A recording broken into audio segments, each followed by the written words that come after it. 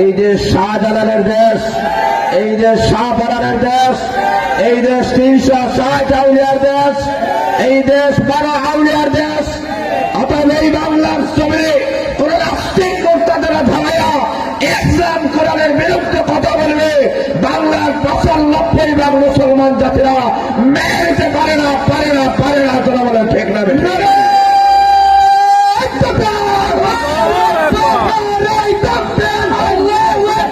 ইসলামের ছাত্ররা বিশ্বনবীর ছাত্ররা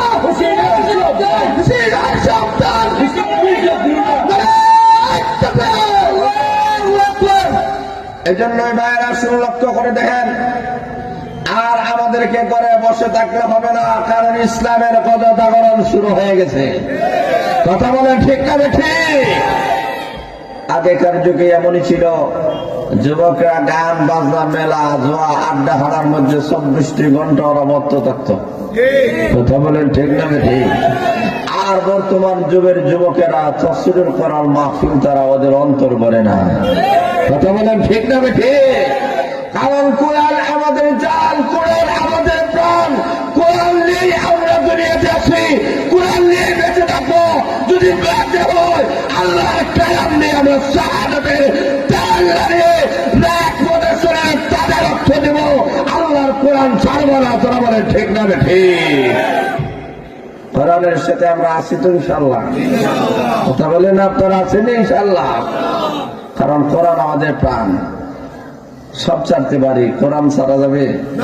তোরা বলেন, কথা বলেন, কোরআন ছাড়া যাবে? সে কোরআন থেকে আপনাদের সামনে আলোচনা করব। আমাকে বলা হয়েছে মাতা পিতার উপর সন্তানের হক, মাতা পিতার উপরে সন্তানের কি হক আছে, কি পাওনা আছে, এটা একটা আরেকটার সাথে অঙ্গাঙ্গি ভাবে জড়িত। মা বাবা যখন সন্তানের হক গুলো সঠিকভাবে আদায় করে, তখন এই সন্তান বড় হওয়ার পরেও মা বাবার হক আদায় করে। কথা বলেন ঠিক না? আর যেই মা বাবা সন্তানের হক আদায় করবে না, আপনি জেনে নেন এই তাফসীরুল কোরআন মাহফিল থেকে ওই মা বাবার কপালে বৃদ্ধাশ্রম ছাড়া আর কোনো হক নাই। কথা বলেন ঠিক না? ঠিক। এই কারণে আমাদেরকে যত্নবান হতে হবে।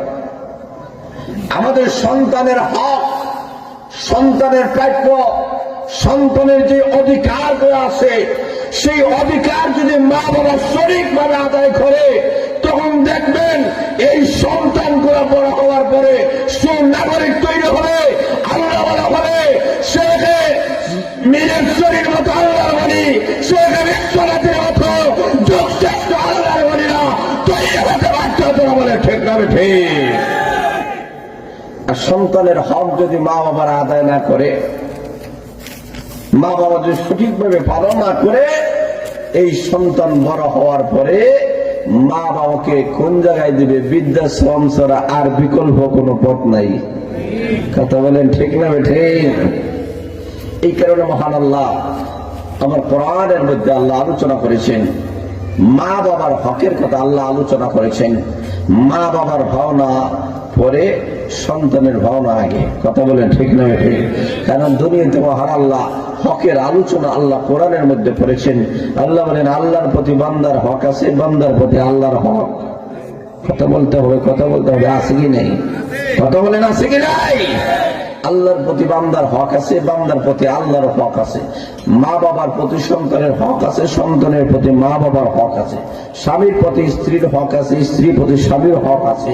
সরকারের কাছে জনগণের হক আছে, জনগণের কাছে সরকারের হক আছে। কথা বলে ঠিক না? ঠিক। মুসল্লির কাছে ইমাম সাহেবের হক আছে, ইমাম সাহেবের কাছে মুসল্লিদের হক আছে। কথা বলে ঠিক না? ঠিক। এইভাবে একজনের প্রতি আরেকজনের হক যখন সঠিকভাবে আদায় করা হবে, আল্লাহ ডাক দিয়ে বলেন, তখন সমাজে দুর্নীতি হবে না, অন্যায় হবে না, আর সমাজটা একটি শান্তির সমাজ হয়ে যাবে। আল্লাহ রাব্বুল আলামিন সর্বপ্রথম যে হকের কথা আল্লাহ আলোচনা করেছেন, প্রথম হক হয়েছে মহান আল্লাহ। আল্লাহর হক যারা আদায় করবে, এরাই বান্দাদের হকগুলো আদায় করা সম্ভব হবে। আল্লাহর হকের পরে দ্বিতীয় স্থান পেয়েছে মা বাবার হক, কারণ মা বাবা ছাড়া দুনিয়াতে আসার সৌভাগ্য হয় নাই। কথা বলেন ঠিক না ঠিক? এখন আসুন দুনিয়াতে সন্তানের যে ফলগুলো আল্লাহ আলোচনা করেছেন ধারাবাহিকভাবে আল্লাহ রাব্বুল আলামিন আমাদের সামনে ওই সন্তানগুলোর কি হক কি পাওনা গোলা আল্লাহ নবী বিশ্বনবী রাহমাতুল আলামিন সুলসেরা বিশ্লেষণ আমাদের সামনে তুলে ধরেছেন। ইসলাম কোরআন আর বিশ্বনবী যে হক যে অধিকারের কথা বলেছে পৃথিবীর কোন তন্ত্র মন্ত্র কোন ধর্ম এই হক আদায় করতে পারে নাই, হকের কথা বলতে পারে নাই। কথা বলে ঠিক না ঠিক? এই কারণে সর্বপ্রথম সন্তানের হক হচ্ছে মা বাবার কাছে। বলে সর্বপ্রথম আল্লাহর কাছে দোয়া করি আমারে নিয়ে আসো, আমি অটো আসবো না, দোয়া করা লাগবে। কথা বলে ঠিক না ঠিক? সন্তানের অভাব তো নাই দুনিয়াতে, কত মানুষ সন্তান হয়, জোরে বলে ঠিক না ঠিক? আল্লাহ ডাক দিয়ে বলে না, আমাকে যদি আমি সে সন্তান যদি পাইতে চাও এমনি হবে না, দোয়া করা লাগবে। ঠিক না বেটে? আমরা জানি হুজুর কত জাতের দোয়া আমরা জানি, কিন্তু সন্তান সন্তান সন্তান সন্তানের দোয়া কিভাবে করতে হবে এটাও তো আমরা জানি না। তুমি তো সর্বপ্রথমই পেয়ে কথা বলতে হবে ভাই, কথা বলেন ঠিক না বেঠে? রব্বি হাবলি মিনাস সালিহিন।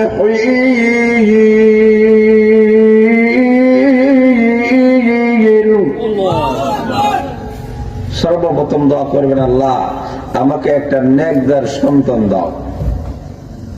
কেদার সন্তান? আর বলেন সন্তান চাইলে হবে না, আমরা তো সন্তান চাই, ছেলে দেও মেয়ে দেও, ছেলে দেও মেয়ে দেও, জুড়ে বলে ঠিক না ঠিক? আল্লাহ বলেন নাই ছেলে দেও মেয়ে দেও, ছেলে না মেয়ে নেই, এই দোয়া শিক্ষা দেন নাই। আল্লাহ দোয়া শিক্ষা দিয়েছে রব্বি হাবলি মিনাস সালিহিন, আল্লাহ আমাদেরকে নেকদার সন্তান দেও। ছেলেও দিতে পারো মেয়েও দিতে পারো, এই ক্ষমতার মালিক কে? জুড়ে বলে না কে? আল্লাহ বলেন ছেলে হলেও বলা মেয়ে হলেও বলা, ছেলে মেয়ে দেওয়ার মালিক আল্লাহ, এখানে আমাদের কিছুই নেই। জোরে বলে ঠিক না ঠিক? তবে আমাদেরকে আল্লাহ দোয়া শিক্ষা দিয়েছেন যে দোয়া করো আল্লাহ নেকদার সন্তান দাও, নেকদার সন্তান দাও। যদি তোমার ছেলে হয়, যদি ছেলে হয় নেকদার না হয়, এই ছেলে তোমার অভাগ্যের পরিবর্তন ঘটাতে পারবে না। যদি মেয়ে হয় আর নেকদার হয় সে হাজার ছেলের চাইতে উত্তম। জোরে বলে ঠিক না ঠিক? এমন একজন মেয়ে দুনিয়াতে ছিল কিনা?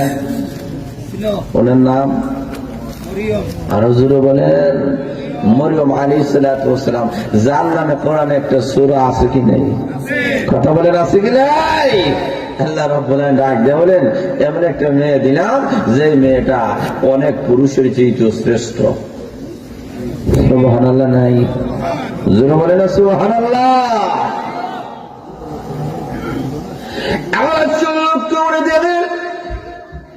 এক নম্বর হলো আল্লাহ রাব্বুল আলামিনের কাছে দরখাস্ত করতে হবে,